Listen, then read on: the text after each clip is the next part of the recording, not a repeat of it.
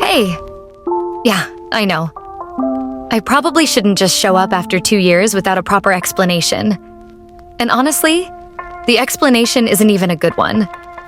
It really just comes down to a lack of motivation and a whole lot of dissatisfaction with my own work. But before I even get into all that, I can't believe I came back to 3,000 subscribers. 3,000 of you, just waiting for me. That's absolutely insane, and I don't even know what to say other than thank you from the bottom of my heart. I don't feel like I deserve it, but you guys are still here, and that means everything to me. So yeah, the truth is, I've got over 100 story ideas just sitting in my notes. Not exaggerating. But every time I get close to finishing something, I end up hating it. Not because the idea is bad, but because I feel like I wrote it badly. Like it's boring. Like it's not worth posting. My creativity just kind of crashed. It's not that I don't have ideas. I do. Tons. It's just the moment I actually start writing, and especially when I'm almost done, I think, nope, this isn't good enough. I have 43 unfinished My Hero Academia stories and like 50 more from other fandoms. They're just sitting there, half done, because I got in my own head. So please tell me what you want to see. What ships? What fandoms? What kind of AUs are living rent-free in your brain right now? I'm here and I'm listening. Always. I see every comment, every suggestion, and I seriously need your ideas at this point. This video is me finally posting something, finally breaking the silence. It's a small comeback after 2 years, and yeah, I'm terrified I might disappear again. But I had to try, because you guys deserve that much from me. And look, I'm not even really happy with this story either. Surprise, surprise. But I'm posting it because you deserve it. All 3,000 of you. You deserve this 40-minute video because you've been more patient and supportive than I ever could have hoped for. This one's a BKDK fluff, with a little dirty talk here and there. Nothing too wild, though. It's very slice of life. Just how I imagine them finally getting together in a cute, funny, a little awkward kind of way. My personal headcanon of how things would go down in the dorms, the teasing, the tension, the little moments that turn into something more. I hope you cuties like it. I really, really do. Drop your ideas, skits, lyric pranks, whatever you want to see next. I'm here, and I'm grateful.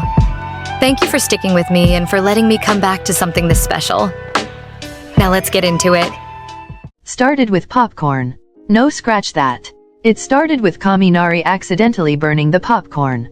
Oh my god, it smells like Satan's socks in here, Jiro muttered, waving her hand in front of her face as a cloud of acrid steam puffed out of the dorm kitchen's microwave.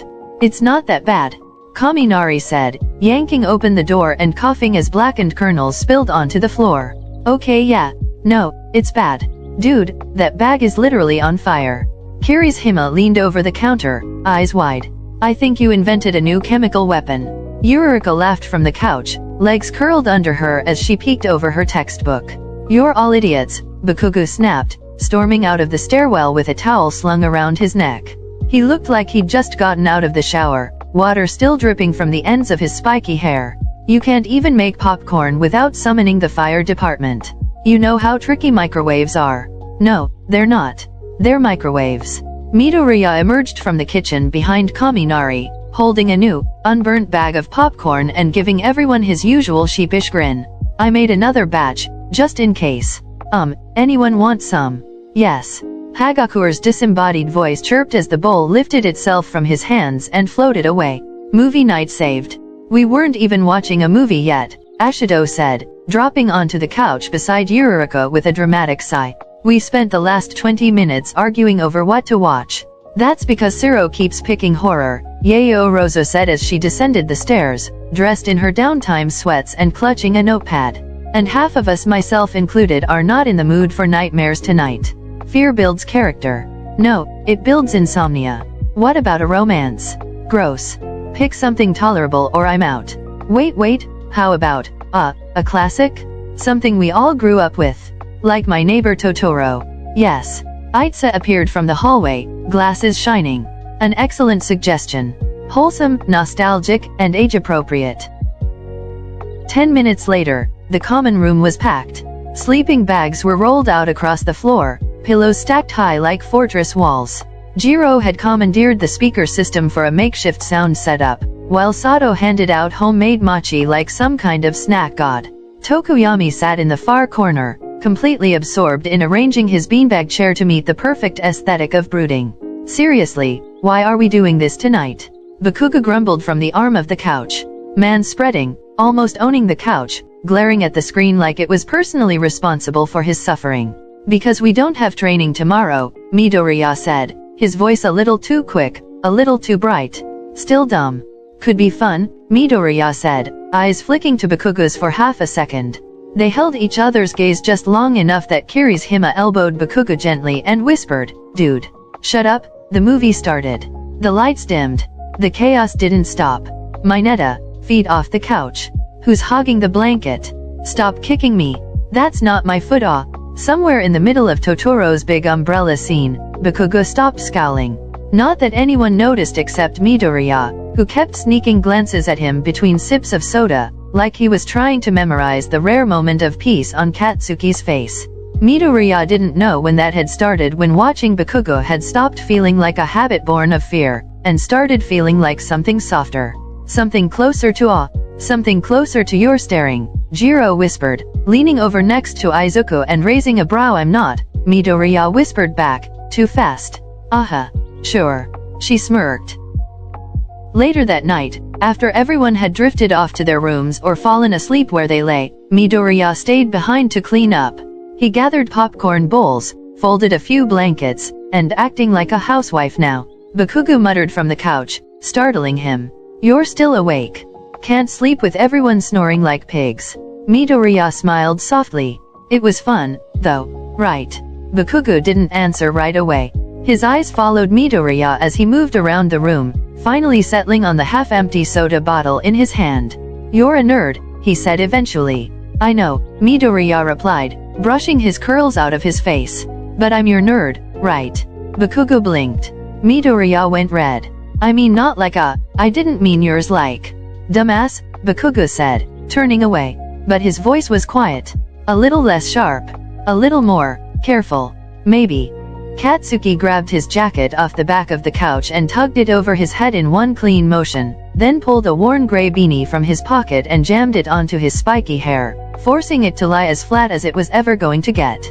He didn't say anything at first, just started sliding his shoes on by the door. Zuka glanced over from the kitchen, where he was putting the last of the soda bottles on the counter. His hands slowed, hesitant. Should he ask? Probably not. Katsuki might yell. And the whole dorm was quiet now, just the low hum of the fridge and the occasional creak of floorboards from above. Everyone was either asleep or well on their way there. "You tired yet?" Izuku blinked, half turning. "Not yet." "Then let's go." Katsuki didn't wait. He opened the door with his usual lack of ceremony and stepped into the hall, as if the whole thing had been planned. Izuku probably should have asked where they were going, or why, or even if it was a good idea to sneak out of the dorms this late. But instead he just nodded and moved. He threw on his green hoodie, tugged a jacket over it, and shoved his feet into his sneakers without bothering to fully lace them. Something about Katsuki's tone had bypassed the part of his brain that overthinks. Outside, the city was quiet. Still. The sky hung low, draped in soft clouds that glowed faint orange from the streetlights. It had rained earlier, pavement still dark and gleaming under their feet. They walked in silence for a while. Not the uncomfortable kind. The kind that sits between two people who know each other too well for small talk. The kind that breathes, soft and easy, under flickering lamps and distant car sounds. A cat darted out from behind a garbage bin. "Ah, kitty." Izuku crouched mid-step and clicked his tongue. "PSS, hey, come here." Katsuki kept walking, but his head tilted the slightest bit over his shoulder. Izuku noticed. Of course he noticed. He grinned, even though the cat ignored him and skittered away. They kept walking. The streets were mostly empty this late, just a few convenience stores still lit, and the sound of distant sirens too far to care about. Somewhere down the block, Neon signs buzzed alive in gaudy blues and reds. And then there it was. A strip club. High, tacky, loud, almost violently lit. The glass at the front windows was tinted, but not enough. The silhouettes inside danced in shadows and strobe lights, clearly visible from the street. Music thumped against the sidewalk, the bass low and steady. Katsuki slowed as they walked past, eyeing it with an unimpressed squint. Then, damn, they're good dancers. Izuku choked. His face lit up like a cherry tomato, eyes fixed stubbornly on the sidewalk. He didn't even glance toward the building. Kukin. What? Katsuki smirked, unapologetic. It's true. You can't just... Katsuki reached out casually and ruffled the back of Izuku's hair, not even bothering to slow his pace. Don't act all innocent. I'm not. Izuku squeaked, redder now, if that were even possible. I wasn't. Wait, don't tell me. Katsuki stopped walking, turned halfway toward him with an expression that was somehow both smug and genuinely surprised. You're a virgin. Kukin. Shut up, don't ask that. What kind of question? Katsuki burst out laughing. Not a chuckle. Not a huff.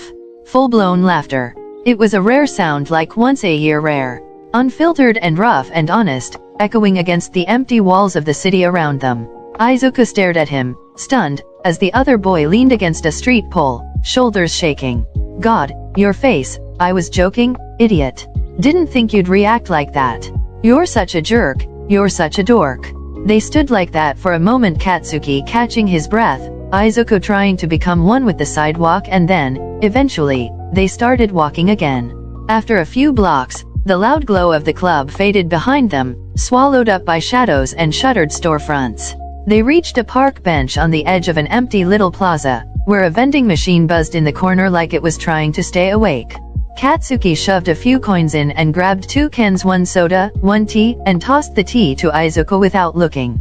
Thanks, Izuku said, catching it with 2 hands. Katsuki dropped onto the bench with a grunt. This place is too loud during the day. I like it better at night. You can breathe. Think. They stayed on that bench a while longer, talking about everything and nothing, swapping dumb stories from class, complaining about homework, making fun of Kaminari's broken microwave skills, laughing about Kirishima's obsession with protein shakes.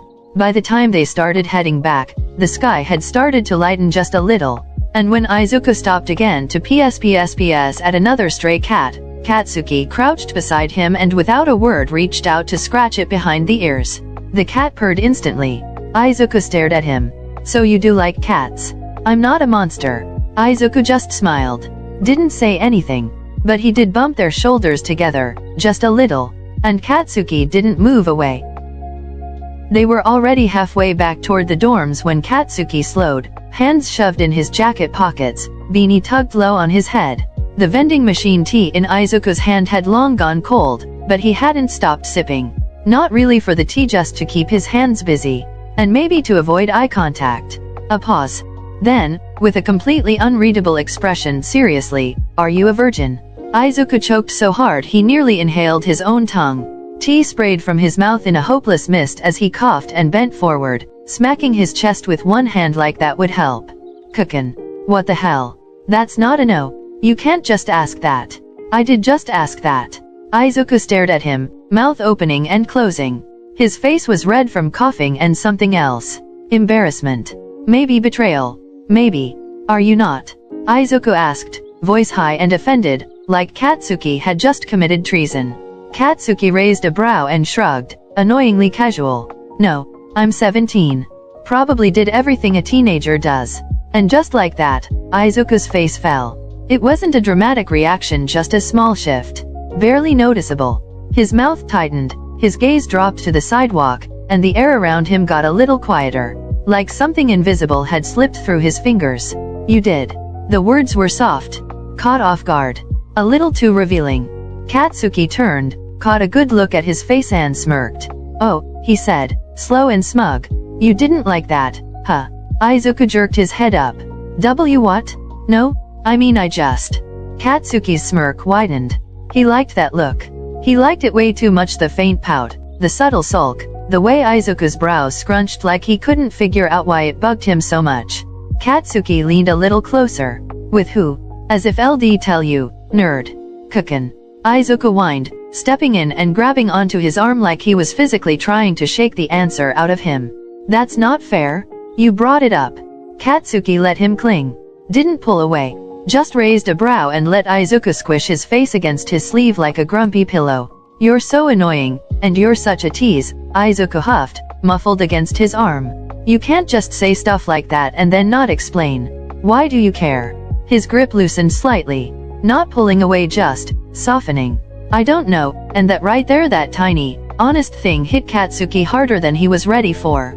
They stood like that for a long moment. The city still around them. Empty sidewalk. Dim lights. Cold air brushing their cheeks. Aizuku let go first, slowly stepping back and clearing his throat. Sorry. I didn't mean to dash. Her face was annoying. Huh. So was her voice and everything. Honestly, I just did it because I wanted to, not because it meant something. And part of it to mess with you. Katsuki smirked, earning a small hit from Aizuku. You jerk. You looked like you were about to cry. I was not. You were. Your face crumpled, Deku. I didn't crumple? My face doesn't crumple. Katsuki chuckled, actually chuckled, and Aizuku practically hissed like an angry kitten. He turned away, crossing his arms and marching ahead. But Katsuki caught up. And this time, he didn't just walk next to him. He brushed their hands together once, deliberately, and when Aizuku glanced over, he looked at him like it meant something. The entrance was dark and still. The whole building seemed to be sleeping. Aizuku stopped on the front steps, hoodie sleeves pulled over his hands. Thanks, for what? The walk? The tea? Talking? I dunno. All of it. Katsuki didn't answer for a beat. Then, quietly, yeah, you too. They stood there in silence again. That same comfortable, not comfortable stillness. Katsuki looked like he might say something else. Something more. But instead, he turned toward the door. Come on, we look like we just ran away from boarding school. Right. Aizuku laughed softly, following him in. But his heart? Still racing. The next morning was, in true Wanna fashion, chaotic. Someone's alarm was blaring from upstairs. It had been for the past 5 minutes. Mina was yelling at Kaminari through the wall. Siro was brushing his teeth while also trying to text with one hand. Yurika and Lita were arguing about whose laundry was still in the dryer. And someone, probably Hagakure, was singing really badly in the girls' hallway bathroom. Typical. Aizuku yawned into his hand as he stumbled down the stairs in slippers and a hoodie that was absolutely not his. God knows whose it is. His hair was sticking up in every direction. His eyes were half closed. And there was only one thing on his mind. Coffee. He didn't expect much. Usually, Katsuki was either still asleep or stomping around the common room like he wanted to explode every surface that dared exist before 9 a.m. And if it was somehow his turn to do breakfast like today, he'd half toast some bread, slap on a chunk of butter, and slam it on a plate like here's your daily disappointment. But this morning was weird. The smell hit first. Something savory. Something spicy. Something deliberate. Aizuku blinked blearily and shuffled into the kitchen to find Katsuki cooking. And not just angrily poking at a toaster. He had an apron on. A literal apron. Hair still a little messy under his usual scowl, but focused. Calm. Moving around the kitchen like he wanted to be there. On the stove, scrambled eggs fluffy and soft. Next to them, sausages sizzling. A plate of miso soup sat by the counter, along with rice and grilled veggies, and wait. Is that tamagoyaki? Aizuku whispered under his breath, completely stunned. Katsuki turned his head just slightly. You gonna stare or you gonna help set the table, nerd? Why yeah? Yes? Table? I can do that. From behind, Mina and Kirishima froze in the doorway. Am I dreaming? Mina asked, mouth open. Someone slap me. Wait, Bakugu's actually doing his kitchen chore? Without threatening anyone. And it smells good. Like, actually edible. Katsuki didn't even look up from the pan. Shut the hell up or I'm throwing all your portions out the window. Everyone scattered except Aizuku, who was still standing there, holding a stack of plates and looking at Katsuki like he'd been replaced with a robot clone. Katsuki glanced at him, then grunted. What? Nothing, Aizuku said, cheeks puffing up with a little smile he definitely tried to hide.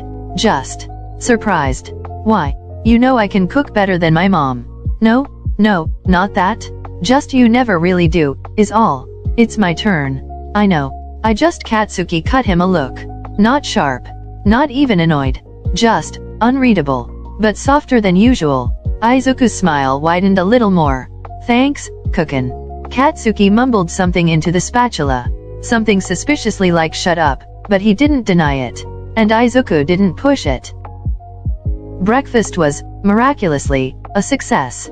People were cautiously suspicious at first, poking their eggs with chopsticks like they expected them to detonate. But after the first few bites, it was all groans of delight and shocked compliments, and Kirishima loudly declaring this was the manliest morning meal ever cooked. Who are you and what did you do with Bakugo? Mina asked mid-bite, pointing a sausage at him dramatically.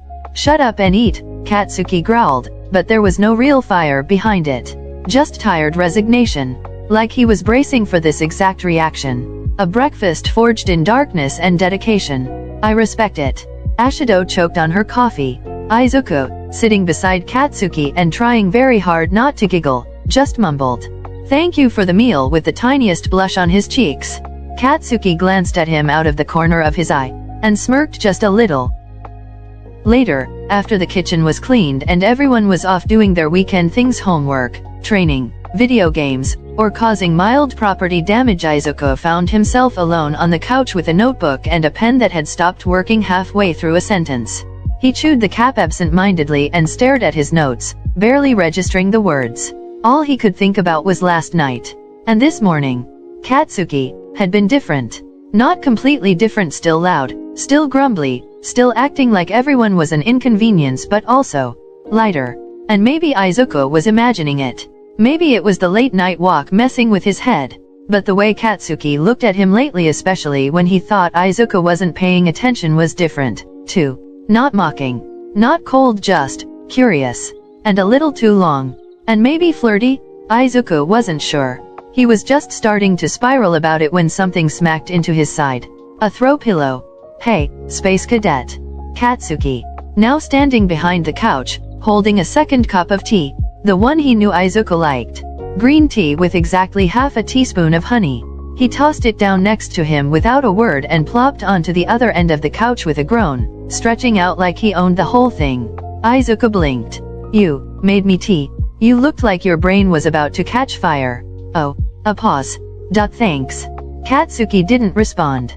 Just leaned his head back and closed his eyes, arms crossed, looking for all the world like he was just here for a nap. But Aizuku noticed the tiniest curl of his mouth. And for once, he didn't overthink it. He just smiled, too. It started simple. A lazy afternoon, a few open hours between training and homework, and Denki dragging the game console out of the cabinet like he'd just unearthed a holy artifact. Okay, serious question, Denki announced dramatically, already sitting cross-legged on a cushion. Do we go full 4-player chaos, or do we let Bakugo and Deku do that intense staring match thing again while playing Smash? Chaos, obviously, Kirishima said as he flopped down beside him with a grin. It's not gaming night without at least one screaming match over blue shells. Katsuki, who had been lounging on the couch next to Aizuku, rolled his eyes but didn't move to leave. He simply stretched out one leg and muttered, I'm not playing if we're doing teams. Denki always sucks. Hey. Siro and Mina appeared like summoned demons at the smell of gossip and multiplayer violence. Oh, we gaming. Mina chirped as she plopped down across from Kirishima, stealing one of his snacks. Move over, I'm in. Siro said, sliding into the circle and handing everyone drinks he'd stolen from the kitchen. And just like that, the Baku Squad and Aizuku configuration was in full effect. The screen lit up with character selection. The cushions were scattered. Mina was humming some indistinct beat. Denki was yelling about how nobody lets him be Pikachu anymore just because it's obvious. Aizuku sat cross-legged between Katsuki and Kirishima, trying to focus on the game. Trying. Bro. Siro sighed mid-round, controller in his lap as his character got KO'd. I had the worst one-night stand last weekend. When did you even find the time for one? Yay, last week Sensei literally tortured us all in training. Right. I'm surprised that you got the hips after all that. At this point Aizuku was red as a tomato. Siro groaned, rubbing his face. She was cute. Real flirty. Crazy good kiss. But would not stop talking. It was like sleeping next to a podcast. Katsuki huffed a sharp breath, half laugh, half scoff, and smirked. I see, you want a specific pattern. Mina grinned like she'd just been handed front row seats to drama. Oh, I see something hot and cold. Denki tilted his head weirdly backward, still holding his controller. I smell burned. Kirishima slapped the back of his head. That's rude but funny. Izuku, who had been staring straight ahead with growing alarm, slowly processed the comment chain like a loading bar hitting 100%. His eyes widened. His mouth dropped open. Oh my god, Todoroki. What? No, Zero blurted, red as a tomato. I meant like not what the hell. You totally have a crush on Todoroki? Izuku said, pointing excitedly like he'd just solved a murder case. Oh my god, this makes so much sense. Yes sir. I've been saying this since the sports festival. But he keeps denying it. I don't. Zero tried to argue, which only made him look more guilty. Denki dropped his controller, his whole body shaking with laughter. Dude, you literally stared at him the entire pool day. Like, stared. I wasn't. You tripped on your towel because he took off his shirt. Zero looked like he was about to combust. You have a Todoroki kink, Katsuki said, dry as hell. I do not. Hot and cold, Mina sang, tossing popcorn into her mouth. Makes sense. You'd love a spicy popsicle boyfriend. I hate all of you. Izuku was breathless with laughter, hugging a pillow to his chest.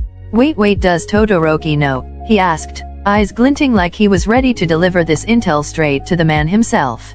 No, and he's not gonna. Or I'm melting all your controllers with my tape, swear to God.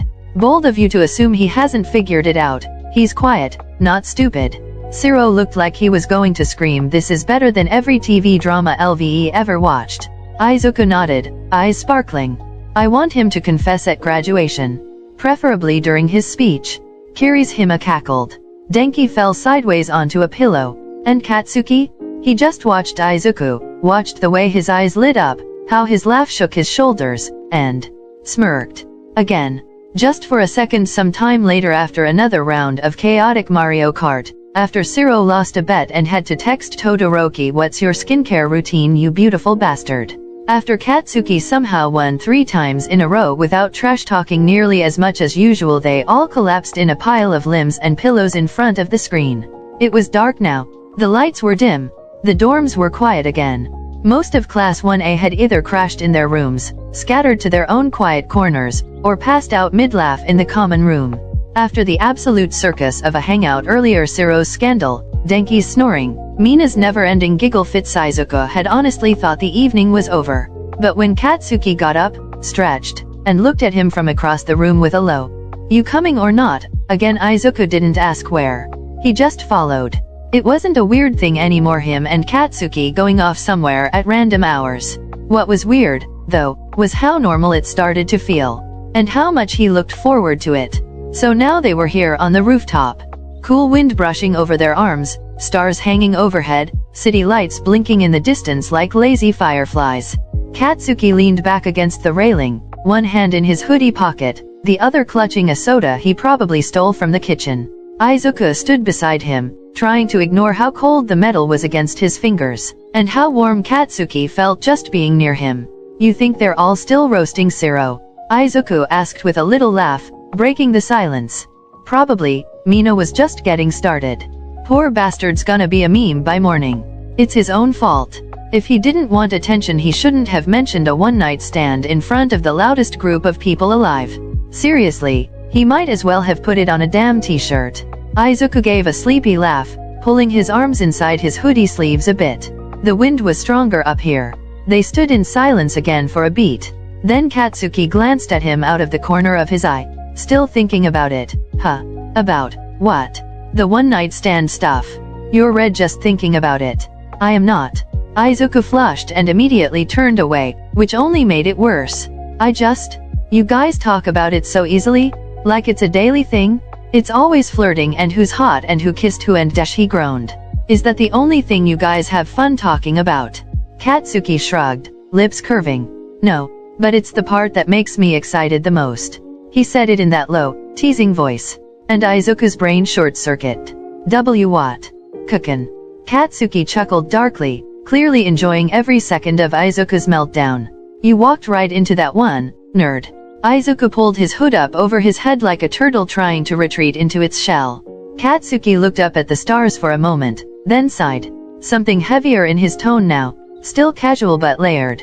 Like he was thinking too hard and trying not to show it. Kind of annoying, though. What is? If a specific person doesn't confess soon, I'm gonna have to go after someone else. Wait. What? Katsuki finally turned to look at him, eyes sharp, smile just slightly crooked. Not mocking. Not harsh. Just honest. It's embarrassing, being the only one in your group who's still holding back. Izuku felt like every breath had caught in his throat, his heart thudded stupidly in his chest. His ears rang. He stared. Why you mean dash? I mean, Katsuki cut him off, stepping just a little closer, barely an inch, but enough to notice that I'm real close to giving up on waiting. And that'd be a damn shame, wouldn't it? Izuku opened his mouth. Closed it. Opened it again. Nothing came out but a choked. You're not joking. Nah, not this time. The wind whipped a little harder. The city lights blinked below. Izuku's heart was doing somersaults. He didn't know what to say. He didn't know how to act. All he could do was stare up at Katsuki with wide eyes, flushed cheeks, and fingers twitching at his sides like he needed something. Anything to ground himself. Katsuki watched him for a beat longer, then looked back out at the skyline like he hadn't just turned Izuku's whole world sideways. I'll give him a little longer, but I'm not waiting forever. Monday. Back to reality. Back to 6:30 a.m. alarms, group showers, and chaotic hallways full of half-awake teenagers in half-buttoned uniforms. Back to shouting, rushing, arguing over whose turn it was to clean the bathrooms, and Denki somehow short-circuiting the hallway lights again. And back to pretending that Katsuki Bakugo hadn't basically just confessed to him on the rooftop 2 nights ago. Izuku had had zero time to process it. No alone time. No heart-to-heart. No secret moment to pull Katsuki aside and say, hey, about what you said. Because Sunday got swallowed up by cleaning duties, extra patrol drills with Aizawa, Mina trying to paint everyone's nails for bonding, and a surprise visit from All Might that turned into an impromptu motivational speech that took way too long. So now it was Monday, and Izuku was standing in the mirror of the dorm bathroom with a toothbrush in his mouth, foaming at the edges, staring at his own reflection and whispering, what the hell am I doing? Katsuki's voice had been so casual that night, so confident. Like it was no big deal to say something like, if a specific person doesn't confess soon, I'm gonna go after someone else. That wasn't just a hint. That was basically a declaration with a bullhorn. And the most messed up part? Izuku didn't feel worried. Not really. He knew Katsuki meant him. He knew there was no risk of rejection anymore. No guessing game. No confusion. The door was wide open. So why the hell couldn't he walk through it? Well, there was a reason. And the reason was that Izuku's innocent little brain had turned into a perverted theater production ever since that night. Because it was one thing to confess to Katsuki. It was another thing entirely to imagine what would come after. If you wanted it, all you had to do was ask, nerd. In his mind, Katsuki would say it with a low voice, right up against his ear. His hand would be on Izuku's waist, maybe his back, maybe oh god his thigh. And his mouth would be too close. Hot breath. Narrow eyes. That stupid smirk that always sent shivers up Izuku's spine. And Izuku? He'd probably make some stupid sound, like a squeak or a gasp, and Katsuki would laugh at him but still pull him closer. The first kiss would be rough, of course. All teeth and heat and Katsuki pushing him against a wall. Probably after training. Sweaty. Out of breath. Izuku's fingers clenched in Katsuki's shirt. Katsuki's knee between his legs fucked. Izuku choked on his own spit and slammed his toothbrush down in the sink. By the time he made it to class, he was sweating through his uniform, pink-faced, and twitchy. Great. Perfect. Now everyone would think he had a fever. Or a crush. Which he did. A huge, loud, throbbing crush on Katsuki Bakugo that had evolved from innocent admiration into unholy thoughts at dangerously fast speeds. Yo, Deka, Denki called across the hall, walking backwards beside Siro and Kiri's Hima. You good? You look like you just saw someone naked. Izuku tripped. Yup, he's broken, Siro said, helping him up with a grin. Kiri's Hima patted his back. Take a deep breath, bro. It's just calculus. It's not calculus, it's Katsuki's mouth, Izuku thought violently. He made it to his seat without combusting, only to look up and find Katsuki already there, arms folded behind his head, legs kicked out, eyes closed like he didn't have a single care in the world. Smug. Confident. So sure of himself. Like he knew. And God help him, he probably did. All morning, Izuku was useless. He dropped his pen. Forgot his locker code. Accidentally bumped shoulders with Todoroki and mumbled an apology so fast it came out in another language. He didn't even remember what they covered in literature. Only that Katsuki had stretched at one point and his shirt rode up just enough to show a line of toned skin, and no. He slammed his notebook closed with the force of 1,000 regrets. Mina raised an eyebrow beside him. Mina, you okay? I'm fine. You look like you're being haunted. I'm fine. Mina leaned in, suspicious. Is it about the rooftop? You two were up there for a while the other night. You didn't say anything weird, did you? No dash? I mean what rooftop dash? I mean I did, but Kakan did, and then I didn't, and dash oh my god, you're in love with him. SHHHH dash wait. You're not just in love with him. You're feral about him. I wanna. I've seen that face before, that's a my crush could kill me and I'd say thank you face. Mina looked across the room at Katsuki, who was now casually flipping through his notebook and not so subtly watching Izuku out of the corner of his eye. He already confessed, didn't he? Izuku nodded, face in his hands. Mina smirked as she bit her lips, then did a thrusting motion with her hips. Izuku went red. Mina patted his shoulder. You're so screwed, my guy. Midoriya, you coming? Todoroki's calm voice pulled him out of his thoughts. Hadash? Oh, no. I forgot. I'll think I left my, notes in the classroom. Izuku lied terribly. Didn't you have them just now? I meant my emotional notes. He sprinted down the hall, skipped the elevator, and took the stairs 2 at a time up to the boys' dorm floor, hard hammering. He didn't even have a plan. All he knew was that he had to breathe before Katsuki showed up and saw the anxiety collapse live. He made it to his room. He slammed the door. Breathe. Just breathe. He probably forgot about it by now. He probably doesn't even care. He's probably knock. Oh no. He didn't have to open the door to know. Oi. Katsuki's voice was calm. Too calm. You in there, or did you jump out the window again? Izuku paused, considered the window, then slowly opened the door.